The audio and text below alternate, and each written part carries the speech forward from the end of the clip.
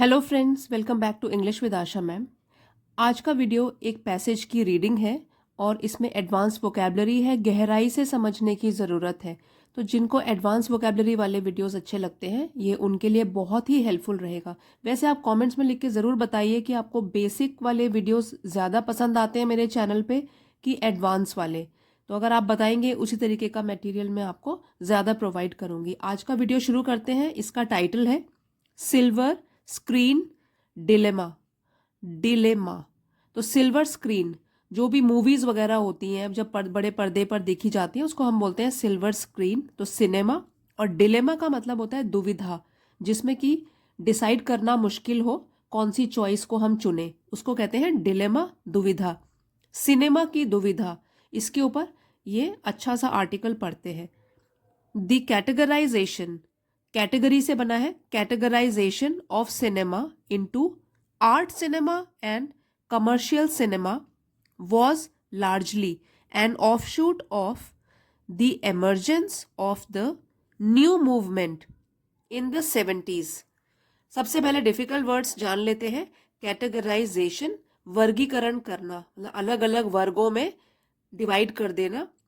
Art cinema का मतलब होता है कला से रिलेटेड, आर्ट से रिलेटेड, जो कि सोसाइटी की रियल पिक्चर हमारे आगे पेश करता है। जैसे आपने मूवीज देखी होंगी, राजी, उड़ता पंजाब, चांदनी बार, अ वेंसडे, तो वो सारे के सारे आर्ट सिनेमा की कैटेगरी में आते हैं। और कमर्शियल सिनेमा का मतलब होता है जिसमें मास अपील होती है, जो हर एज के बच्चे भी देख सकते हैं, बड़े भी देख सकते हैं, यंग जनरेशन देख सकती है, ऑल एज ग्रुप के लिए वो केटर करता है। उसको बोलते हैं कमर्शियल सिनेमा। सारा मिर्च मसाला, गाने, डांस, ये सब उसमें होता है, फाइट, कॉमेडी। ऑफशूट का मतलब हो गया किसी बड़ी चीज से फिर छोटी चीज का उगना। Small originating from large, offshoot. और एमर्जेंस, प्रकट होना या आना, एमर्ज करना। 70s मतलब 70 के दशक में, 70 से 79 वो हो गया हमारा 70s का दशक। तो अब इसका मीनिंग जानते हैं। The categorisation of cinema into art cinema and commercial cinema, जो वर्गीकरण हुआ सिनेमा का, एक तो आर्ट सिनेमा के रूप में और दूसरा कमर्शियल सिनेमा के रूप में। अभी आपको इसका मैंने अंतर भी बताया इसके बारे में। Was largely an offshoot of the emergence of new movement in the 70s। तो 70 के दशक में जो एक नया मूवमेंट शुरू हुआ, प्रकट हुआ नया मूवमेंट, वो क्या था? एक ऑफशूट। ऑफशूट मतलब एक छोटी सी ऑर्गेनाइजेशन बन गई जिसने कि नॉर्मल सिनेमा को दो भागों में बांट दिया। एक तो हो गया हमारा आर्ट सिनेमा और दूसरा हो गया हमारा commercial cinema. It is said bye art film directors in their defense that it is the inclusion of spicy elements that explains the success of commercial films। अब जब कमर्शियल फिल्म्स के बारे में कोई टिप्पणी की जा रही है तो वो ऑब्वियसली आर्ट फिल्म वाले लोग ही कर रहे होंगे। यहाँ पे बोला गया है इट इज सेड बाय, कहा गया है आर्ट फिल्म के डायरेक्टर्स से, ये कहा गया है इन देयर डिफेंस, अपने बचाव में। यहाँ पे in their defence it means अपने बचाव में कहा गया है आर्ट फिल्म के डायरेक्टर्स के द्वारा, दैट कि it is the inclusion of spicy elements, कि जो कमर्शियल सिनेमा का सक्सेस होता है, उसकी सफलता होती है, कमर्शियल फिल्मों की जो सफलता होती है वो क्यों होती है? क्योंकि उसमें समावेश होता है या इंक्लूडेड होते हैं, इंक्लूजन होता है सारे के सारे तत्वों का, एलिमेंट्स का, जो उसको मसालेदार मूवी बनाता है। जैसे उसमें डांस भी हो जाएगा, आइटम नंबर हो जाएगा, फाइट हो जाएगी, एक्शन, कॉमेडी और गाने। ठीक है, तो वो हो गया स्पाइसी एलिमेंट्स। इसी वजह से कमर्शियल सिनेमा जो होती है वो हिट हो जाती है और आर्ट फिल्म फ्लॉप हो जाती है या ज़्यादा चलती नहीं, ज़्यादा लोगों को पसंद ही नहीं आती है। Their films on the other hand do not make use of sure success formulae. उनकी फिल्में, देयर पर्सनल प्रोनाउन है उन लोगों के लिए, आर्ट फिल्म डायरेक्टर्स के लिए, कि उनकी जो फिल्में होती हैं ऑन दी अदर हैंड, दूसरे ऑपोजिट साइड में या इसके विपरीत अगर हम बात करें, तो ये लोग do not make use of, ये यूज नहीं करते हैं श्योर सक्सेस फॉर्मूले। ना फॉर्मूले जो है ये प्लूरल है, फॉर्मूला, ठीक है, उसका प्लूरल हो गया, LAE लग गया इसके एंड में, तो ये प्लूरल है। कि जो श्योर सक्सेस, श्योर मतलब निश्चित रूप से, सक्सेस सफलता। फॉर्मूला आप सबको पता है कौन सा फॉर्मूला है कमर्शियल सिनेमा में जो मूवीज को चलाता है, तो यही होता है निश्चित सफलता का जो फॉर्मूला होता है। आर्ट मूवी के डायरेक्टर्स इसको बिल्कुल भी यूज नहीं करते हैं।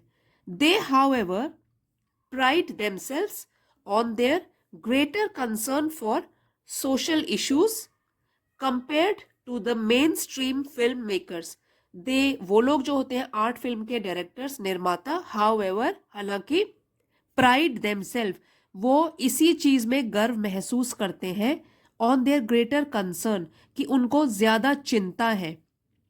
कंसर्न मीन्स चिंता, ग्रेटर ये जो है कंपैरेटिव डिग्री है कि ज्यादा होना, कमर्शियल के कंपैरिजन में ज्यादा होना, कंसर्न चिंता, फॉर सोशल इश्यूज जो भी समाज में इश्यूज होते हैं, परेशानियां होती हैं, जो भी इश्यूज हैं, compare to the mainstream film makers. अगर तुलना की जाए, मेन स्ट्रीम मतलब मुख्य धारा की जो फिल्म मेकर्स होते हैं, जो वो मूवी बनाते हैं जिसमें कि सब लोगों को पता है कि क्या स्टोरी लाइन होगी, तो उससे बिल्कुल विपरीत बनाते हैं और कोई भी सोशल इशू उठा लेते हैं, उसके ऊपर पूरी मूवी बनाते हैं। दे हाउएवर प्राइड देमसेल्फ, और इसमें उनको गर्व भी महसूस होता है कि उन्होंने पैसे के लिए नहीं लेकिन कोई सामाजिक इशू को उठाया है, तब लोगों के आगे ये हकीकत लेके आए हैं। Nevertheless the low success of art films makes one doubt their efficacy as vehicles of mass communication. Nevertheless ये कंजंक्शन है, इसका मतलब है फिर भी, लो सक्सेस जो कम सफलता मिलती है आर्ट मूवीज को, मेक्स वन डाउट ये लोगों को एक दुविधा में डाल देता है, या डाउट संदेह में डाल देता है, देयर एफिकेसी कि उनकी प्रभावकारिता कितनी है, एफिशिएंट है क्या वो, या उनकी मूवीज जो है वो एफिशिएंट है। देयर एफिकेसी, यहाँ पे ये एफिकेसी नाउन है, as vehicles of mass communication. Mass communication means जन संचार, ज्यादा से ज्यादा लोगों तक पहुंचना। अब आर्ट फिल्म वाले जो होते हैं वो डाउट में पड़ जाते हैं कि उनकी मूवी में क्या इतनी एफिशिएंसी है, इतनी प्रभावकारिता है कि वो लोगों को अपील कर पाए। गर्व तो उनको महसूस होता है लेकिन डाउट भी हो जाता है अपनी एफिशिएंसी पे। Ever since its inception, cinema has served as both a source of entertainment and of education for the masses. Inception का मतलब स्थापना जब से हुई है सिनेमा की, और मासेस मतलब जनता। जब से सिनेमा की स्थापना हुई है तो सिनेमा ने सर्व किया है दोनों रूप में। एक तो है कि एंटरटेनमेंट, मनोरंजन का स्रोत, और एजुकेशन, और साथ साथ लोगों को एजुकेट भी करना, सिखाना, फॉर द मासेस, जनता के लिए, मनोरंजन के रूप में भी और कुछ सिखाने के रूप में भी। It is the entertainment value of cinema that makes it an effective tool for creating social awareness among the masses. तो जो एंटरटेनमेंट वैल्यू होती है, मनोरंजन की वैल्यू होती है इन सिनेमा में, यही एक ऐसी चीज है जो कि बनाती है इसको एक प्रभावशाली टूल, प्रभावशाली फॉर क्रिएटिंग सोशल अवेयरनेस, कि वो लोगों को जागरूक कर सके, सामाजिक रूप से मासिस को जागरूक कर सके, सभी लोगों को, मासिस को जागरूक कर सके। तो ये क्या है, एंटरटेनमेंट वैल्यू ऑफ सिनेमा, जो कि उसमें मनोरंजन की वैल्यू होती है। There is no doubt regarding offbeat cinema's commitment to social reform. तो कोई डाउट, नो डाउट मीन्स कोई शक है ही नहीं। ऑफ बीट जो हटके होता है, जो बीट से थोड़ा हटके होता है, ऑफ बीट। कमिटमेंट मतलब प्रतिबद्धता, जो प्रॉमिस है, सोशल रिफॉर्म सामाजिक सुधार। तो इसमें तो कोई भी डाउट नहीं है, कोई शक नहीं है कि ये जो आर्ट सिनेमाज होते हैं वो थोड़ा हटके होते हैं, और उनकी कमिटमेंट होती है, उनकी प्रतिबद्धता होती है सोसाइटी की तरफ कि थोड़ा सा सामाजिक सुधार लेके आएंगी उनकी movies. But it is generally observe that art films are marked by a slowness of pace. लेकिन जनरली, विशेष तौर पर यह ऑब्जर्व किया गया है कि जो आर्ट मूवीज होती हैं ये थोड़ी स्लो चलती हैं। स्लोनेस ऑफ पेस, पेस मतलब गति। तो अगर आपने भी कोई आर्ट मूवीज देखी है, आपको पता होगा उनकी पेस, जो गति होती है बहुत धीमी होती है, स्लो चलती हैं, फिर उसमें कोई ऐसे एलिमेंट्स भी नहीं होते कि बीच में थोड़ा ब्रेक मिले व्यूअर्स को, थोड़े गाने आ जाए, डांस आ जाए, तो वो हमारे को मेंटल तौर पे अफेक्ट बहुत करती है। समझना बहुत ज़रूरी है उनको, तो थोड़ी स्लो होती हैं और समाज की असलियत को दर्शा रही होती है। The story is presented in what is seen popularly a boring and monotonous manner. Monotonous. और जो स्टोरी होती है उसमें जो भी कहानी का प्लॉट होता है वो किस तरीके से पेश किया जाता है, जो कि विशेष रूप से बोरिंग, उबाऊ हो, और मोनोटनस मतलब नीरस हो, एक जैसा लगे, इस तरीके से पेश किया जाता है। कोई रिलीफ, मेंटल रिलीफ नहीं मिलता है व्यूअर्स को, ठीक है। तो नीरस तरीके से लगती है, हम लोग बोर हो जाते हैं उसमें। Often causing the audience to yawn through the length of the film. Often, अक्सर इसकी वजह से क्या होता है, जो ऑडियंस है, दर्शक लोग हैं, वो यॉन मीन्स जमाई लेने लग जाते हैं, उबासियां लेने लग जाते हैं, क्योंकि वो फिल्म उनको बहुत लंबी लगने लग जाती है। अब मेंटल रिलीफ तो मिलता नहीं है, तो लगता है कि मूवी बहुत ही स्लो चल रही है और बहुत ही लंबी लग रही है। In direct contrast a commercial, और अगर डायरेक्ट मतलब सीधे अगर इसके विपरीत बात करें, कॉन्ट्रास्ट में बात करें, तो कमर्शियल मूवीज जो होती हैं proceeds at a brisk pace. Proceed मतलब वो बढ़ती हैं, ब्रिस्क मीन्स तेज, पेस गति। तो जो कमर्शियल मूवीज होती है जिसमें सारे के सारे मसाला भरा होता है, वो लगता है कि बड़ी तेजी से आगे बढ़ रही है, पता ही नहीं लग रहा समय कैसे बीत जाएगा। More over it is marked by an interesting presentation of the story. और मोर ओवर, इसके और आगे अगर बात करें तो उसमें इंटरेस्टिंग, दिलचस्प तरीके से प्रेजेंट की जाती है मूवी, ताकि हम लोगों को पसंद आए वो, और जो स्टोरी है वो दिलचस्प तरीके से प्रेजेंट की जाती है। जैसे कि अगर हम पेपर की भी बात करें तो कई बच्चों की हैंडराइटिंग बहुत अच्छी होती है, लेकिन अगर उनको जानकारी उस टॉपिक के ऊपर कम होगी, लेकिन हैंडराइटिंग देकर एग्जामिनर कई बार मार्क्स दे देंगे। जिन बच्चों को बहुत अच्छी जानकारी होगी लेकिन वो अगर प्रेजेंटेशन अच्छी नहीं करेंगे, हो सकता है उनके मार्क्स उतने ना भी आए। तो यही एक कॉन्ट्रास्ट बताया गया है इसमें कि प्रेजेंटेशन बहुत मैटर करता है। Which is often interspersed interspersed with elements like song, dance, comedy and action. ठीक है, तो प्रेजेंटेशन अच्छी तरीके से किस तरीके से बताया गया है कि ऑफन, अक्सर, इंटरस्पर्स्ड, इसका मतलब होता है to put things at various points, अलग अलग पॉइंट पर कोई चीज को रखना, ये वर्ब है। तो जैसे कभी हो गया सॉन्ग, थोड़ी देर के बाद हो गया डांस, फिर हो गई कॉमेडी, एक्शन हो गया, तो वो इंटरस्पर्स्ड, अलग अलग जगहों पे मूवीज में वो आते रहते हैं ये सब elements. All this makes it more receptive to the public. और ये सब जो होता है वो रिसेप्टिव मतलब ग्रहण करना, जो पब्लिक होती है वो इजीली उसको रिसीव भी करती है, बोर नहीं होती है, ज्यादा रिसेप्टिव होती है। रिसेप्टिव यहाँ पे एडजेक्टिव है, ग्रहण करना। The difference between art cinema and commercial cinema perhaps lies in the fact that while art cinema administers the bitter pill to the public as it is। ये बहुत अच्छी बात है, आप इस लाइन को बार बार दोबारा से भी पढ़ना। देखिए डिफरेंस क्या है आर्ट सिनेमा कमर्शियल सिनेमा में। एक उदाहरण के तौर पर बताया गया है, परहैप्स मीन शायद, लाइज इन द फैक्ट, इस तथ्य में निहित है, रहता है कि आर्ट सिनेमा जो है एडमिनिस्टर्स, वो देता है बिटर पिल, पिल मतलब दवाई, और बिटर कड़वी, कड़वी दवाई पब्लिक को एज इट इज, उसी तरीके से खिला देता है जैसे कड़वी दवाई होती है, एज इट इज उसको पब्लिक को खिला दी। The commercial cinema administers the same bitter pill after coating it with a sweetener. और जो कमर्शियल सिनेमा है वो किस तरीके से देता है, सेम कड़वी दवाई को कोट कर देता है, एक लेप लगा देता है उसमें एक स्वीटनर, मिठास के द्वारा, मिठास से, और दस making it more palatable, palatable means स्वादिष्ट, दस, और उसको बना देता है और भी स्वादिष्ट। तो बात तो यही है कि स्टोरी तो दोनों में ही है, आर्ट में भी स्टोरी, आर्ट मूवीज में, कमर्शियल मूवीज में भी स्टोरी है, लेकिन प्रेजेंटेशन का फर्क है। तो वही कड़वी दवाई में कोटिंग लगा दी मिठास की और उसको प्रेजेंट कर दिया पब्लिक के आगे। No wonder that while commercial films attract huge crowds to the cinema halls, the art films are screened to sparse audiences. No wonder, ये एक्सप्रेशन का मतलब है कि इसमें कोई आश्चर्य नहीं है, कोई आश्चर्य की बात नहीं है कि कमर्शियल सिनेमा जो है वो बहुत आकर्षित करता है ह्यूज क्राउड, बहुत बड़ी भीड़ को सिनेमा हॉल्स की तरफ, और आर्ट फिल्म्स जो है वो स्क्रीन की जाती है, प्रदर्शित की जाती है टू स्पार्स ऑडियंसेस। स्पार्स मतलब कम, ऑडियंस दर्शक, कम दर्शकों के लिए प्रदर्शित की जाती है। Is not the primary purpose of cinema to entertain. अब यहाँ हम लोगों से पूछा गया है कि जो प्राथमिक उद्देश्य है सिनेमा का, क्या वो सिर्फ मनोरंजन करना नहीं है ऑडियंस का। In a predominantly illiterate society like India.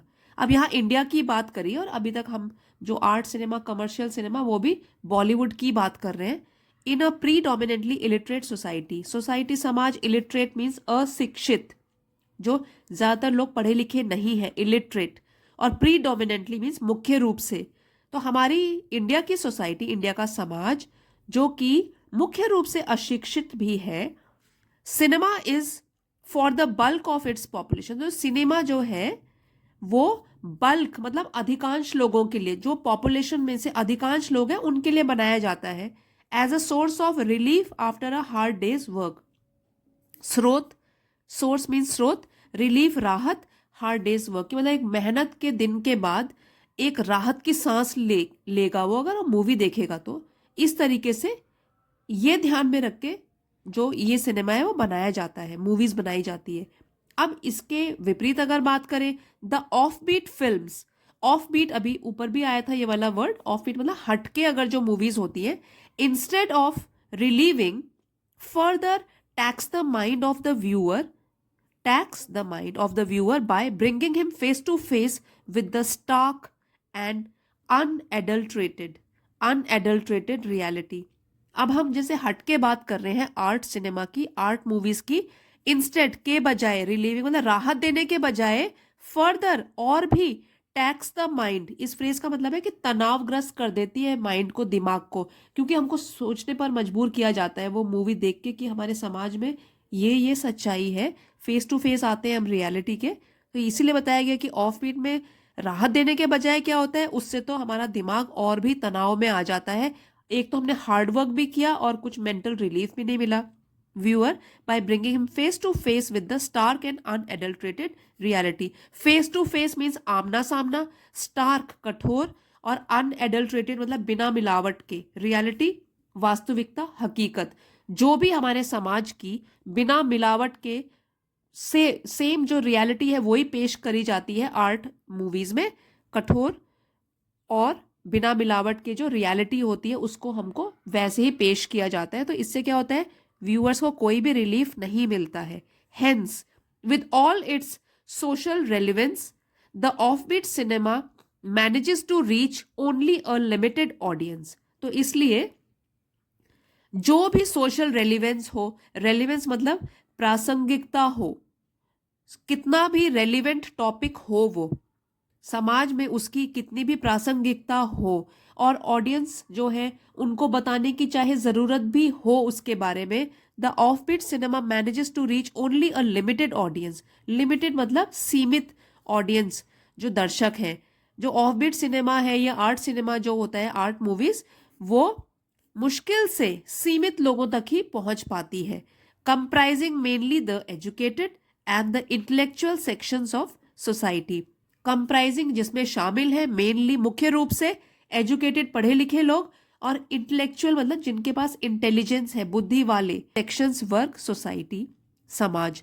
तो यहाँ अगर हमने जो पूरा पैराग्राफ पढ़ा उसका निष्कर्ष ये निकला कि ओके, हो सकता है कि आर्ट सिनेमा में सामाजिक प्रासंगिकता हो, कोई ऐसे तथ्यों को वो पेश कर रही है जिससे कि वो यंग जनरेशन को या जो भी समाज में लोग हैं उनको फेस टू फेस उनको बताना चाहती है कि इस सामाजिक बुराई को हमें दूर करना है, ऑडियंस के सामने लाई है। तो क्या होता है, वो मैनेज टू रीच, वो सिर्फ सीमित लोगों के पास ही पहुंच पाती है या उतने ही लोगों को इंटरेस्टिंग लगती है, जिसमें कि ज्यादातर पढ़े लिखे लोग होते हैं या बुद्धि वाले लोग होते हैं हमारे सोसाइटी या सामाजिक वर्ग से। वैसे आपको आर्ट सिनेमा ज़्यादा पसंद आता है कि कमर्शियल, वो आप कमेंट्स में लिख के बता सकते हैं। और फ्रेंड्स, अगर इस पैसेज के ज़रिए आपने कुछ नया सीखा है और ये पैसेज हेल्पफुल रहा है तो प्लीज़ लाइक शेयर ज़रूर कीजिएगा। चैनल पे नए हैं तो इसे ज़रूर सब्सक्राइब कर लीजिए। इसी तरह के रीडिंग वीडियोस जो कि बेसिक वाले भी हैं और एडवांस वाले भी हैं, वो मैं रोज़ लेके आती हूँ आपके लिए। तो आपके लिए हेल्पफुल रहेगा अगर आप सब्सक्राइब करेंगे। और प्लीज़ ज़रूर बताइए कि आपको कौन से वाले वीडियोस मेरे चैनल पे पसंद ज़्यादा आते हैं, बेसिक और एडवांस। तो उस तरीके का मटेरियल मैं आगे भी लेकर आऊँगी। Thank you for watching friends. मिलते हैं अगले वीडियो में।